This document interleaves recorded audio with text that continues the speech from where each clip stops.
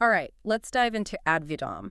This French action drama, it might not be on everyone's watch list, but the plot excerpts you sent, well, they suggest there's more to it than just explosions and car chases. We're talking elite police units and international arms deals. There's even a bloodstained badge, and it has this cryptic inscription on it. Yeah, it's definitely a mix that's, well, it's ripe for a deeper look. That's it. So, how about we start with the main character, Franck. At the beginning, we see him kind of hesitant about fatherhood, but then, when he finds out his wife, Leo, is pregnant, well, his whole perspective just shifts. I mean, it's almost like he's a completely different person. What are your thoughts on that? Well, it's more than just, a change of heart. It's like this primal instinct. It kicks in for many men, I think. When they realize they're about to become a father, suddenly everything's different. It's not about them anymore. You know what I mean? It's like this huge sense of responsibility for this new life, a need to protect and provide. Studies even show hormonal shifts in these expectant fathers. Like they become more sensitive, more focused on stability. Wow, that's really fascinating. So it's not just a plot device, there's actual science behind Franck's character development. Exactly. And then, this new sense of responsibility, it gets even stronger when tragedy hits. Nico dies. He was Franck's best friend, a fellow officer in the GIGN. That's the elite French Special Forces unit, by the way. Hmm. Anyway, Nico's death, it really impacts Franck. It's grief, sure, but also guilt.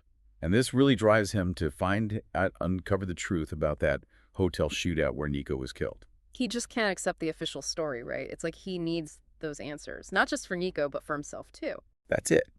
And that's where that bloodstained badge comes into play. It was his father's, also a GIGN officer, like Franck is now.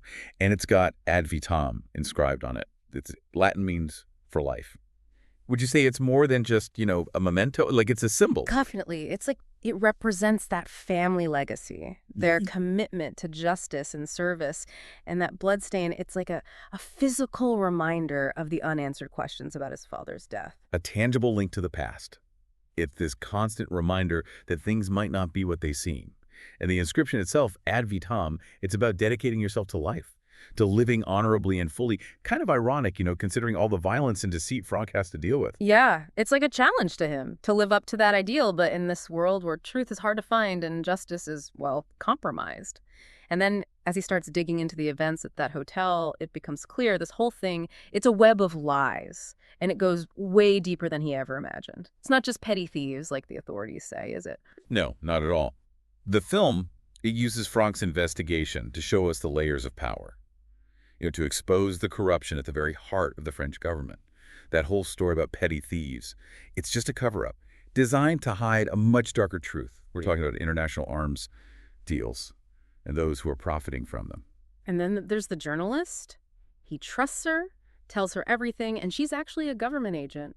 I have to ask, what was your reaction when you first saw that? Total surprise, or did you pick up on any hints along the way? Well, I think the filmmakers did a good job of planting those seeds of doubt. There's always Yeah. something a little bit off, like she's holding something back. But the reveal, yeah, it still hits you. It makes you question everything you've seen up to that point. Like, who can you trust when even the people looking for the truth are part of the lie? It's a scary thought, how easily we can be manipulated, especially by those in authority. It makes you think about everything we read and watch. How much of it is just, filtered or spun or even made up entirely? That's a question we should all be asking ourselves. And it's something Ad Vitam forces us to confront head on. It's more than just an action movie, then. It's a commentary on truth and power. Yeah, that's exactly what makes it so compelling. A thriller that gets your heart racing, but also makes you think. One thing that really struck me is how the film, mixes those action scenes with real emotional depth, like that chase scene through Rambouillet Forest. Oh, yeah. Frost on that dirt bike, dodging through the trees. It's intense. And then paragliding over Versailles. Talk about a spectacle. It's visually amazing, sure, but it's more than that. It's like you can feel Franck's desperation, his absolute need to protect Leo and, their baby. Every risky move, every close call, it shows how much he loves her and what he'll do for his family. He's not just running, is he? He's fighting for their future, for their lives. Exactly. And then there's that scene at the hospital. Mhm. Franck, surrounded by his old GIGN buddies, he's ready to give up, but only after he knows Leo is safe. What do you think that says about him? I think it shows incredible loyalty and selflessness. He's willing to sacrifice his freedom for her. It's a powerful moment, for sure. It really shows how much he loves her. It's a turning point, don't you think? Oh, absolutely. Because while Franck's locked up, Leo doesn't just sit around, you know? She uses her smarts, her resourcefulness, to fight for their future. Remember that key she grabbed during the home invasion? It opens more than just a safe. It unlocks the truth. She's not messing around. She's not waiting for someone to save her. She's a partner in their fight for justice. Her determination, along with what Franck found out, well, it leads to him getting released. It really shows their teamwork, right? How they support each other even when things seem impossible. And what they do, it exposes the conspiracy. It forces those in power, those French ministers involved in that arms deal. They have to face consequences. It's a victory, not just for them, but for the idea that people in power can be held accountable. A message of hope, right? Especially these days when it feels like corruption often gets away with it.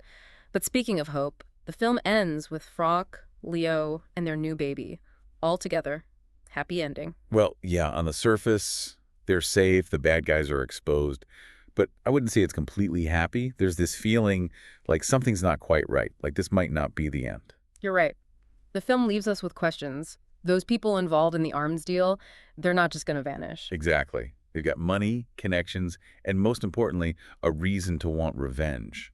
So even though the immediate story ends, there's this feeling that the fight isn't over. What do you think? Can this peace last? It might not. Franck's past, his skills, what he knows about those networks, it could make him a target again. No doubt about it. He's dangerous to the people who want to keep things hidden. He could be forced back into action, into something even more dangerous. So even though we see them together at the end, there's this question, can they really escape what happened? Can they ever truly be safe? That uncertainty is what makes the ending so good. It makes us think about what happens next, the possibility of more conflict, and the ongoing struggle for justice. Like the film is saying, winning a battle doesn't mean you've won the war. Exactly. Which brings us to, well, a sequel. Do you think there's enough here for another film? What direction could it go in? Oh, definitely. They could show what happens after the scandal, politically. And then there's Franck. Will he go back to that world? Or will he try to protect his family by staying away? That's the big question, isn't it? Duty versus family, justice versus protecting the people you love. A sequel could really explore that, Show us how he deals with everything that happened and the choices he has to make. And it could go deeper into those themes. Truth, power, corruption, the strength of family. Yeah. So much potential there. For sure. And given what's happening in the world, all the uncertainty and division, a sequel to Ad Vitam could be really relevant and make people think. Wow, we've really covered a lot, but I feel like there's still more to unpack. We've only just scratched the surface. There's always more to discover. All right, so back to Ad Vitam. I feel like I just went through this intense course in international intrigue, government cover-ups, and, the power of family, all in one film. It really does hit you on so many levels. Right. And, I want to go back to something we talked about earlier, how the film, well, it kind of reflects what's going on in the world today. It's a bit unsettling, actually. All that stuff about misinformation, abuse of power, how even sources you think you can trust can be, well, compromised. It's like the film is showing us the problems we're facing right now. Yeah, it's a reflection, for sure. Ad Vitam makes you think twice, Question everything you see and hear. It reminds us that the truth, it's often buried under all this spin and deception, and it's our job to dig deeper. Look for different perspectives and come to our own conclusions. Like it's saying, don't just take in information. Be a part of finding the truth. Exactly. And that goes beyond just the news, I think. It's about questioning those stories we're told in every part of our lives. Right, those narratives. And speaking of narratives, what about the theme of family in Ad Vitam? It's a big part of why Franck does what he does. It's what keeps him grounded amidst all the chaos. It really shows how powerful love and connection can be. For Franck, becoming a father, it changes everything. Yeah. His priorities, his values, his whole way of seeing the world.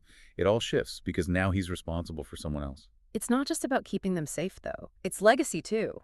That inscription on his dad's badge, Ad Vitam, for life, it takes on a whole new meaning when he becomes a dad. Like he's continuing this tradition of service, fighting for what's right, even if it's dangerous. It's a strong message. Yeah. Especially when the world feels so cynical and, hopeless sometimes.